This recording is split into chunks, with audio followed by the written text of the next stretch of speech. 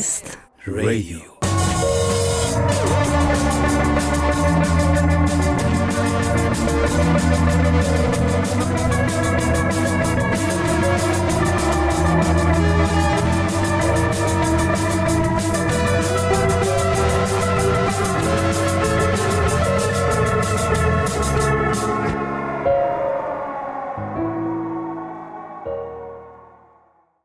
Mr. Assange, could I please invite you to address the committee and to take, let us say, 12 to 15 minutes. But if you indicate that you wish more time, please just do so.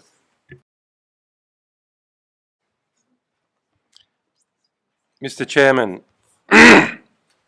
esteemed members of the Parliamentary Assembly of the Council of Europe, ladies and gentlemen. The transition from years of confinement in a maximum security prison to being here before the representatives of 46 nations and 700 million people is a profound and a surreal shift. The experience of isolation for years in a small cell is difficult to convey. It strips away one's sense of self, leaving only the raw essence of existence.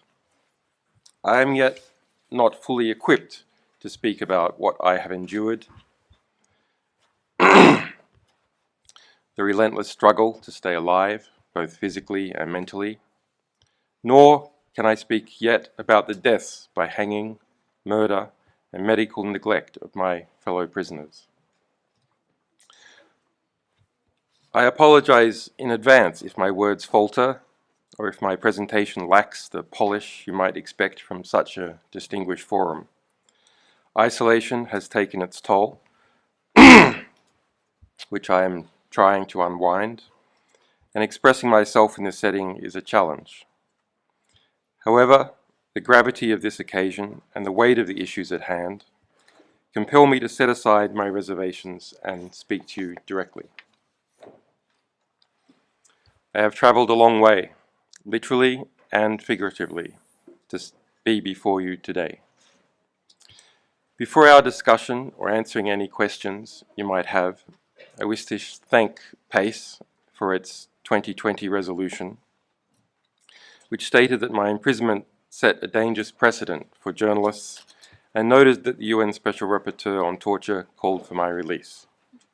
I'm also grateful for PACE's 2021 statement, expressing concern over credible reports that US officials discussed my assassination, again calling for my prompt release. And I commend the Legal Affairs and Human Rights Committee for commissioning a renowned rapporteur, Suna Iversdottir, to investigate the circumstances surrounding my detention and conviction and the consequent implications for human rights. However, like so many of the efforts made in my case, whether they were from parliamentarians, presidents, prime ministers, the Pope, UN officials and diplomats, unions, legal and medical professionals, academics, activists, or citizens, none of them should have been necessary. None of the statements, resolutions, reports, films, articles, events, fundraisers, protests, and letters over the last 14 years should have been necessary. But all of them were necessary because without them I never would have seen the light of day. This unprecedented global effort was needed because the legal protections that did exist, many existed only on paper, were not effective in any remotely reasonable time. I eventually chose freedom over unrealisable justice after being detained for years and facing a 175-year sentence with no effective remedy. Justice, for me, is now precluded as the US government insisted in writing into its plea agreement that I cannot file a case at the European Court of Human Rights or even a Freedom of Information Act request over what it did to me as a result of its extradition request. I want to be totally clear. I am not free today because the system worked. I am free today after years of incarceration because I pled guilty to journalism. I pled guilty to seeking information from a source. I pled guilty to obtaining information from a source. And I pled guilty to informing the public what that information was. I did not plead guilty to anything else. I hope my testimony today can serve to highlight the weaknesses of the existing safeguards and to help those whose cases are less visible but who are equally vulnerable. As I emerge from the dungeon of Belmarsh, the truth now seems less discernible, and I regret how much ground has been lost during that time period, how expressing the truth has been undermined, attacked, weakened, and diminished. I see more impunity, more secrecy, more retaliation for telling the truth, and more self-censorship. It is hard not to draw a line from the US government's prosecution of me, its crossing the Rubicon by internationally criminalizing journalism, to the chilled climate for freedom of expression that exists now.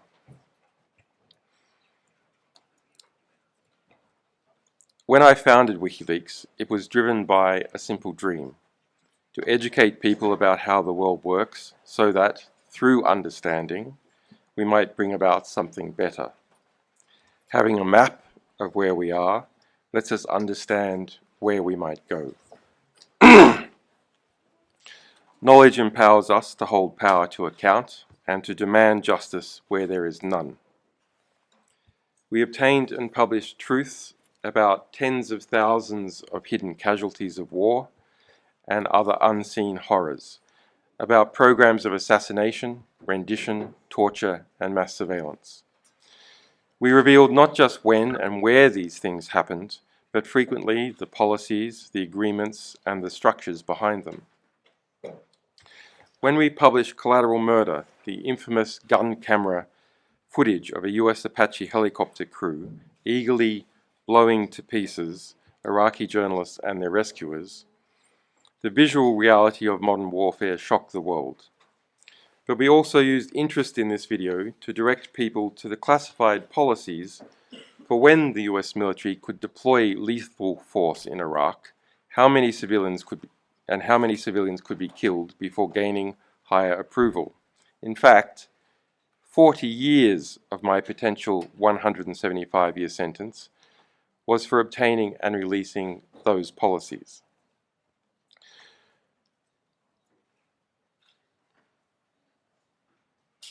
The practical political vision I was left with after being immersed in the world's dirty wars and secret operations is simple. Let us stop gagging, torturing, and killing each other for a change. Get these fundamentals right, and other political, economic, and scientific processes will have space to take care of the rest.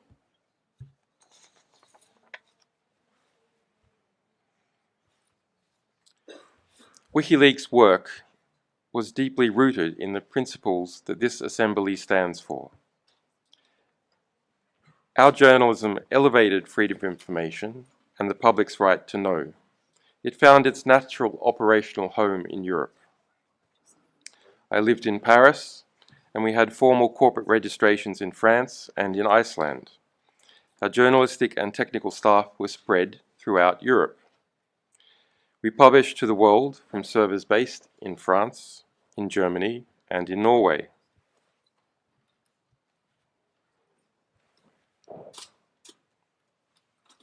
But 14 years ago, the United States military arrested one of our alleged whistleblowers, Private First Class Manning, a US intelligence analyst based in Iraq.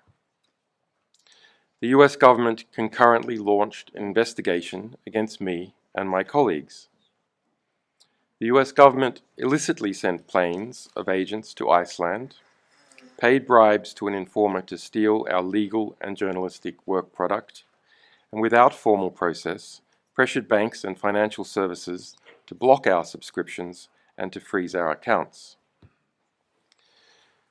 The UK government took part in some of this retribution. It admitted at the European Court of Human Rights that it had unlawfully spied on my UK lawyers during this time.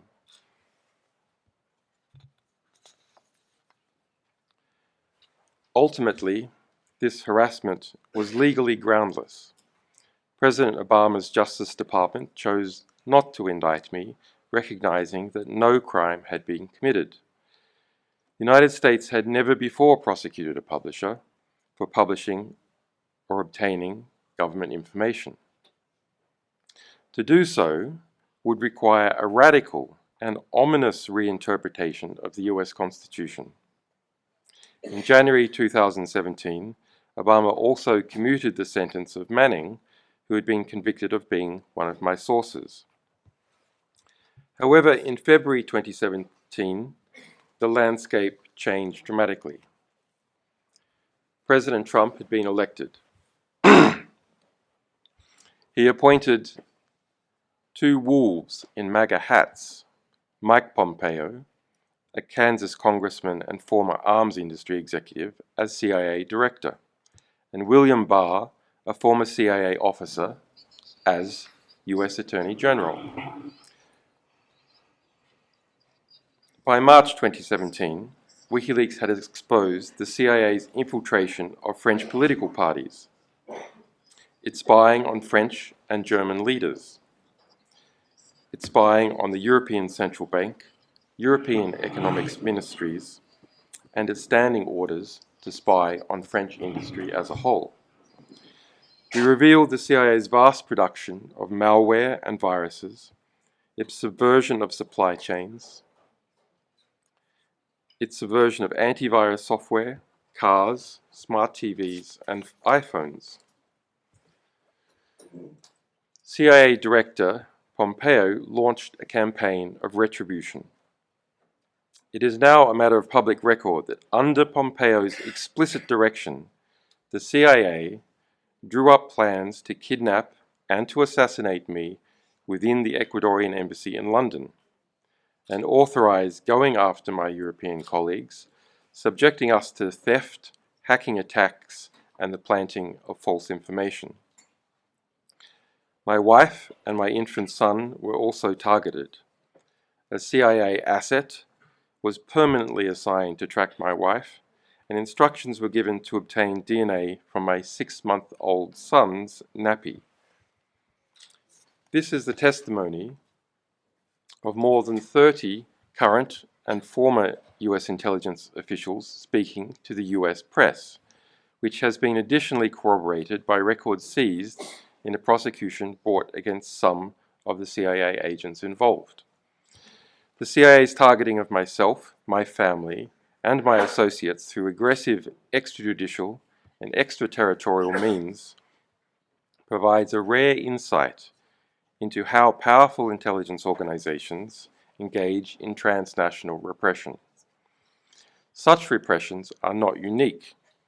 What is unique is that we know so much about this one due to numerous whistleblowers and to judicial investigations in Spain.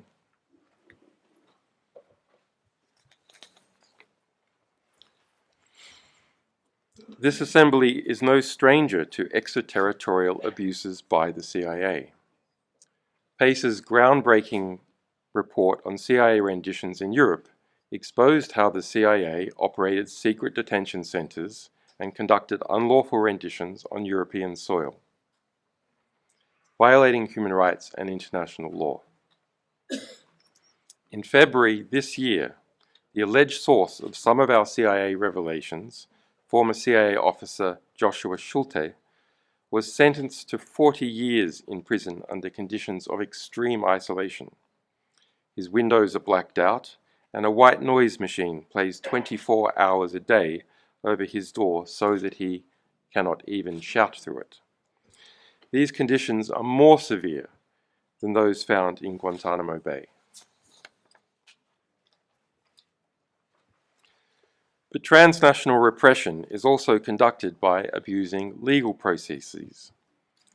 The lack of effective safeguards against this means that Europe is vulnerable to having its mutual legal assistance and extradition treaties hijacked by foreign powers to go after dissenting voices in Europe.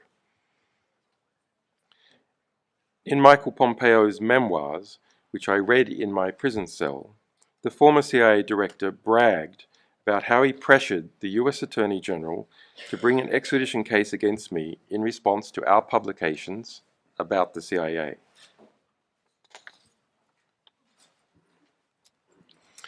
Indeed, acceding to Pompeo's requests, the US Attorney General reopened the investigation against me that Obama had closed and rearrested Manning, this time as a witness. Manning was held in a prison for over a year, fined $1,000 a day, in a formal attempt to coerce her into providing secret testimony against me. She ended up attempting to take her own life.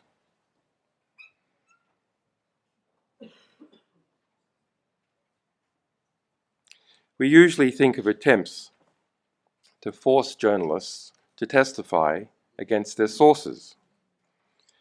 But Manning was now a source being forced to testify against their journalist. By December 2017, CIA Director Pompeo had got his way, and the US government issued a warrant to the UK for my extradition. The UK government kept the warrant secret from the public for 2 more years, while it, the US government, and the new President of Ecuador moved to shape the political, the legal, and the diplomatic grounds for my arrest.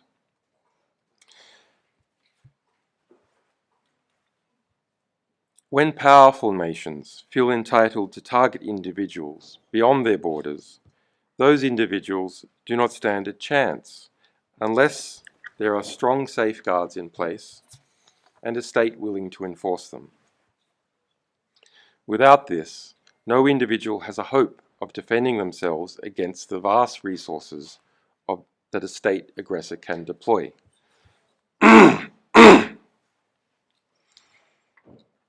If the situation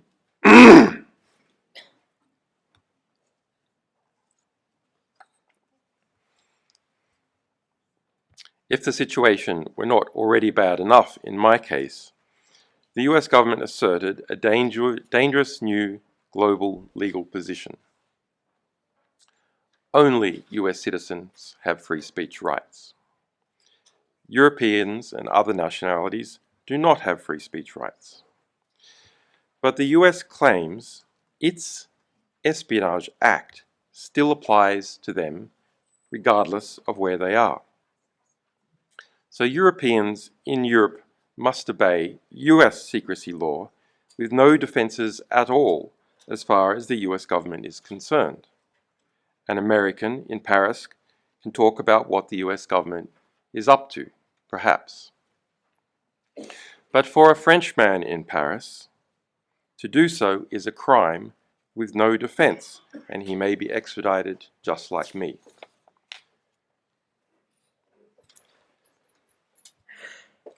Now that one foreign government has formally asserted that Europeans have no free speech rights, a dangerous precedent has been set. Other powerful states will inevitably follow suit. The war in Ukraine has already seen the criminalization of journalists in Russia.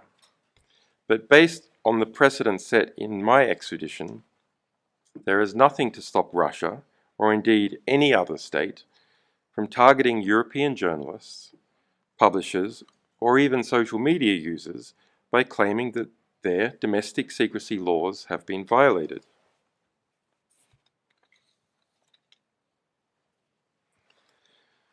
The rights of journalists and publishers within the European space are seriously threatened. Transnational repression cannot become the norm here. As one of the world's 2 great norm-setting institutions, PACE must act. The criminalization of news-gathering activities is a threat to investigative journalism everywhere. I was formally convicted by a foreign power for asking for, receiving, and publishing truthful information about that power while I was in Europe. The fundamental issue is simple. Journalists should not be prosecuted for doing their jobs. Journalism is not a crime. It is a pillar of a free and informed society.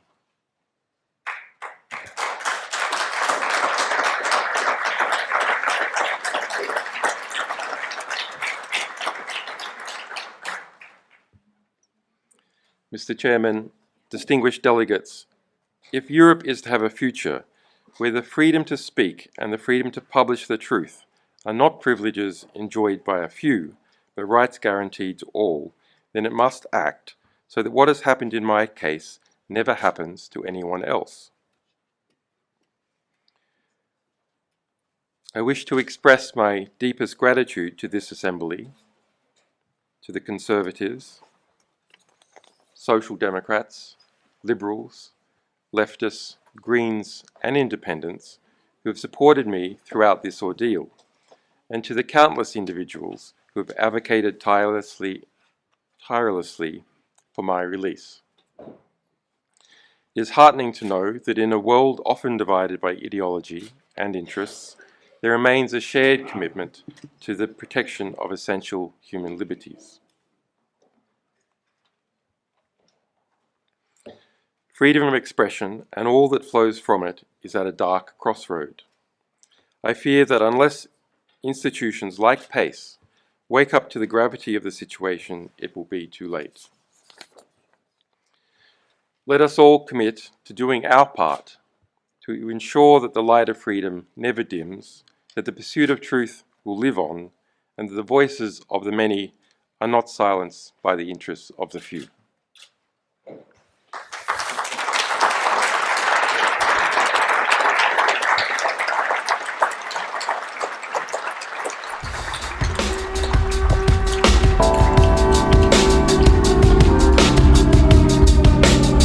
Unrealistic Radio.